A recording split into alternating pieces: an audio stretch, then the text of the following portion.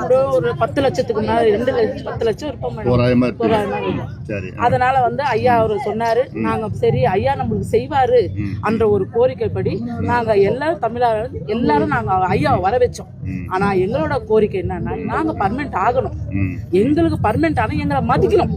Population யாரும் வந்து எங்களை மதிக்கல. நாங்க செய்யற உங்களுக்கு ஊதியம் வருது ஐயா, எங்களுக்கு 7000 ரூபாய் சம்பளம் ஐயா. எங்க ஊதியத்துல வந்து நாங்க 7000 ரூபாய். எவ்வளவு நாளா நீங்க வேலை செய்யறீங்க? நான் 12 வருஷமா வேலை செய்யறேன் ஐயா. ஆனா என்னோட ஊதியம் என்னோட தொழிலாளர்கள்லாம் 30 வருஷம் 40 வருஷம் சம்பளம் வாங்குறோம். இன்னைக்கு வந்து 12000 சம்பளம் தான் வாங்குறாங்க. 30 வருஷமா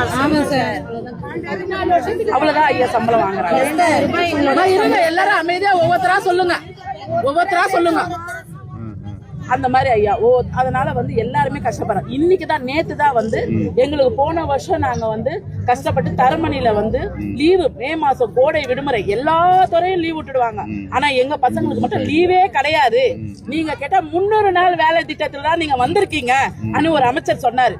இல்ல ஐயா, சின்ன குழந்தைங்க எங்களால வர வைக்க முடியல ஐயா, பசங்க வரல, எங்களுக்கு சீடி போங்க, எல்லாருமே வருவாங்க. அந்த டைம்ல எங்களை பிள்ளைங்களை வச்சுன்னு பாத்துக்க முடியலையா. ஒரு பேரண்ட் கிட்ட போய் கேட்டா அதெல்லாம் அனுப்ப முடியாதுமா, உங்களுக்கு போய் நீங்க எங்கன்னா கேட்டுக்கோங்க அப்படின்னு சொல்லுவாங்க. சரி மேடம் ப்ளீஸ் மேடம் அப்படின்னு கெஞ்சி கூத்தாடும்.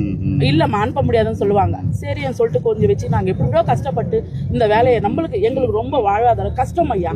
எங்க கஷ்டத்துக்காக தான் நாங்க இந்த வேலைக்கே வந்திருக்கோம். இன்னைக்கு எங்களோட 7000 சம்பளத்தை வச்சுக்கிட்டு நாங்க எவ்வளவு கஷ்டப்படும். 12000 ரூபாய் சம்பளம் ஐயா ஒரு டீச்சருக்கு.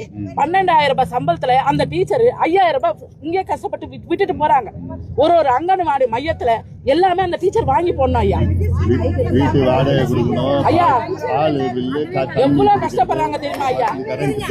அமைதியா இருங்க. ஒரு டீச்சரு ஒரு செப்டம்பர் மாசம் பால் விட்டு டைம் இருக்கு, அவங்க ஒரு வண்டியில பெட்ரோல் போட்டு இன்னொரு இடத்துக்கு போனோம் ஐயா. எல்லா பஸ் வசதி இல்லாத எவ்வளவு கஷ்டப்படுறாங்க, எவ்வளவு இருக்கு. எடுக்கிறாங்க அவங்க தருவாங்க. அந்த மாதிரி கஷ்டப்படுறோம் ஐயா. எங்களுக்கு வாழ்வாதார பிரச்சனை